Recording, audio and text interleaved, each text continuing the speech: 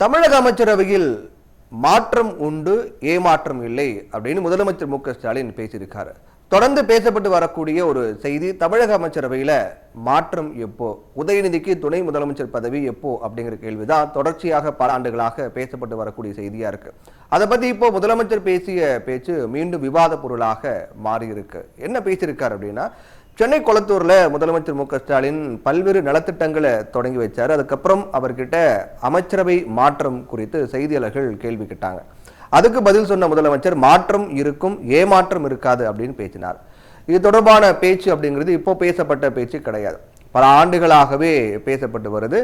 இதுக்கு முன்னாடி பார்த்தோம்னா நாடாளுமன்ற தேர்தல் தொடர்பாக அமைச்சர்கள், மாவட்ட செயலர்கள் நடந்த ஆலோசனை கூட்டத்தில் 40க்கு 40 தொகுதிகளும் நாம ஜெயிக்கணும், அப்படி ஜெயிக்கலனா அமைச்சர், மாவட்ட செயலாளர்கள் எந்த பதவியும் அவர்களுக்கு நிலைக்காது, அது சீனியராக இருந்தாலும் சரி, ஜூனியராக இருந்தாலும் சரி, தோல்வி அடைஞ்சா அவங்களுடைய பதவி இருக்காது அப்படின்னு எச்சரித்து திமுக அந்த தேர்தலை சந்தித்தாங்க.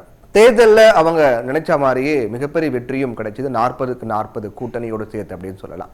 ஆனாலும் அமைச்சரவை மாற்றம், மாவட்ட செயலாளர்கள் மாற்றம் இருக்கும் அப்படின்னு கிசுகிசுக்கப்பட்டது. அதுக்கப்புறம் பார்த்தீங்கன்னா உடனே விக்கிரவாணி இடைத்தேர்தல் அறிவிப்பு வெளியாச்சு. தேர்தல் முடிஞ்ச பிறகு இந்த மாற்றம் இருக்கும் அப்படின்லாம் சொன்னாங்க.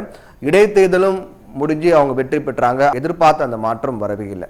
முதலமைச்சர் மு.க.ஸ்டாலின் தொழில் முதலீடுகளை ஈர்க்கும் வகையில் அமெரிக்க பயணம் மேற்கொண்ட போது தமிழ்நாட்டில் அமைச்சரவை மாற்றம் குறித்த தகவல்கள்லாம் வெளியாகி பரபரப்பாச்சு. முதலமைச்சர் ஸ்டாலின் அமெரிக்க பயணம் முடிந்ததும் அமைச்சரவையில் மாற்றம் நிகழும் அப்படின்னா அரசியல் வட்டாரங்களில் பேசப்பட்டது. இதை பற்றி கேள்விகள் எழும்போதெல்லாம் கோரிக்கை வலுக்கிறது, இன்னும் பழுக்கல அப்படின்னு ஒரு மறைமுகமாகவே முதலமைச்சர் பதில் கொடுத்துட்டு வந்தார்.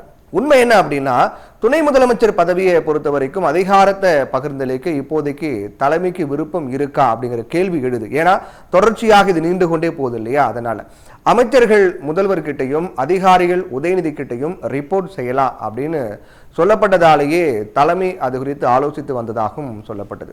இப்போ வரைக்கும் உதயநிதியை துணை முதலமைச்சர் ஆக்கினால் எந்த துறையை ஒதுக்குவது அப்படின்னும், எப்போ துணை முதலமைச்சர் ஆக்கப்படுவார் அப்படின்னு தீவிரமாக திமுகவால் ஆலோசிக்கப்பட்டு வருது.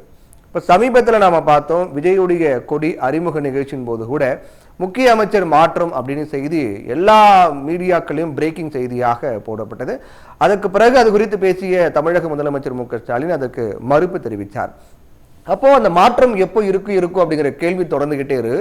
அப்ப இதுவரையில் நடந்த மாற்றத்தில் ஏமாற்றம் இருந்ததா அப்படிங்கிற கேள்வி எழுது இல்லையா? இப்போ மாற்றம் இருக்கும், ஏமாற்றம் இருக்காது அப்படின்னா இதுக்கு முன்னாடி அது நடந்திருக்கா அப்படின்னு நம்ம பார்த்தோம்னா, தமிழக அமைச்சரவையிலிருந்து பால்வளத்துறை அமைச்சர் ஆவடி நாசர் விடுவிக்கப்பட்டு புதிய அந்த பொறுப்பு வேறொரு அமைச்சருக்கு வழங்கப்பட்டது.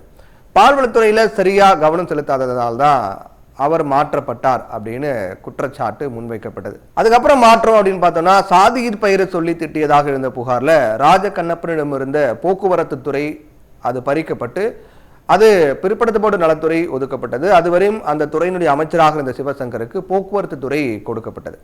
அப்புறம் ஏற்பட்ட மிகப்பெரிய மாற்றம்னா, தமிழக அமைச்சரவையில் மிக முக்கிய அமைச்சராக பார்க்கப்பட்ட பழனிவேல் தியாகராஜன் நிதித்துறையிலிருந்து தகவல் தொழில்நுட்பத்துறைக்கு மாற்றியது.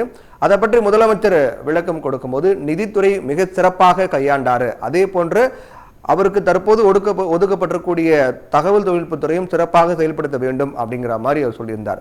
இந்த மாற்றங்கள் எல்லாமே அவங்களாக முன்வந்து மாற்றப்பட்டதா இல்லை அவங்களுக்கு ஏமாற்றமா அப்படிங்கிற கேள்வி எழுதலையா? அதை நம்ம பார்க்கலாம். ஏமாற்றம் இல்லாத மாற்றம் அப்படிங்கிறது சாத்தியமா? முதல்ல இப்போ அமைச்சரவையில மாற்றம் இருக்குன்றாங்க, மாற்றம் இருந்தா அது ஏமாற்றமாக இருக்கவே இருக்காதா, சாத்தியமா அப்படிங்கிற கேள்வி வருது.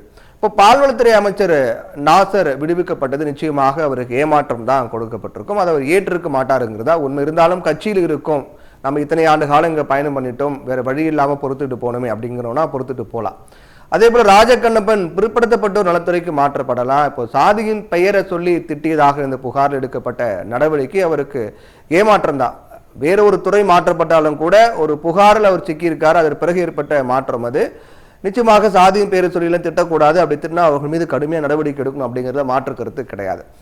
முதலமைச்சர் குறித்து அமைச்சர் பழனிவேல் தியாகராஜன் பேசியதாக ஒரு ஆடியோலாம் வெளியாக மிகப்பெரிய பரபரப்பை சர்ச்சை ஏற்படுத்தியது. ஒரு அமௌண்ட் குறித்து, ஒரு சொத்து குவிப்பு, ஒரு அமௌண்ட் குறித்து பழனிவேல் தியாகராஜன் பேசினார் அப்படின்னு சொல்லி அந்த ஆடியோ வெளியாச்சு. அந்த ஆடியோ வெளியான பிறகுதான் எடுக்கப்பட்ட நடவடிக்கை தான் பழனிவேல் தியாகராஜன் நிதித்துறையில் இருந்து தகவல் தொழில்நுட்பத்துறைக்கு மாற்றம் பண்ணது. அது வரைக்கும் ரொம்ப ஆக்டிவா இருந்த அமைச்சர் பழனிவேல் தியாகராஜன் மாற்றம் செய்யப்பட்ட பிறகு ரொம்ப அமைதியாகிட்டார். இவ்வளவு ஏன் இப்போ இருக்கக்கூடிய முதலமைச்சர் மு க ஸ்டாலின் முன்னாள் முதல்வர் கருணாநிதி இருக்கிற வரைக்கும் முதலமைச்சர் கேண்டிடேட்டாக அறிவிக்கப்படலை. அப்போது மிகப்பெரிய பேச்சு பொருளா மாறியது. ஏன் இன்னும் முதலமைச்சர் கேண்டிடேட்டாக ஸ்டாலின் அறிவிக்கல அப்படிங்கிற மாதிரிலாம். கலைஞர் மறைந்த பிறகுதான் மு க ஸ்டாலின் முதலமைச்சர் ஆனார். அப்படி இருக்கக்கூடிய சூழ்நிலையில உதயநிதிக்கு துணை முதலமைச்சர் பொறுப்பு கொடுக்கப்பட்டு ஒரு முக்கிய துறை ஒதுக்கப்படலாம் அப்படின்னு இருக்கும். அப்படின்னா அமைச்சரவையில சில மாற்றங்கள் கண்டிப்பா வரும். அப்போ உதயநிதிக்கு ஒரு முக்கிய துறை ஒதுக்கப்பட்டா அதற்கு முன் அந்த துறையை கவனித்து வந்தவர்கள் யாரோ அவங்களுக்கு அது ஏமாற்றமாக தான் இருக்கும்.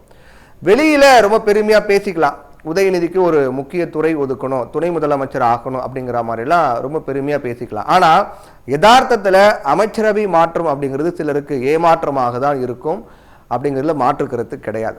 இதை பற்றி முன்னாள் அமைச்சர் ஜெயக்குமார் பேசும்போது 3 ஆண்டுகளாக உதயநிதி துணை முதலமைச்சர் ஆவார் அப்படின்னு மக்கள் மத்தியில ஒரு பரப்பக்கூடிய வேலையை தான் மு க ஸ்டாலின் பார்த்துட்டு வந்தாரு.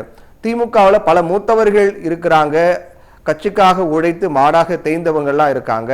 அப்படி இருக்கும்போது உதயநிதிக்கு துணை முதலமைச்சர் ஆவதற்கு என்ன தகுதி இருக்கு அப்படின்னு முன்னாள் அமைச்சர் ஜெயக்குமார் கேள்வி எழுப்பியிருக்கார். அப்போ திமுகவில் வேற யாருக்கும் தகுதி இல்லையா அப்படிங்கிற கேள்வியும் அவர் முன் வச்சிருக்காரு.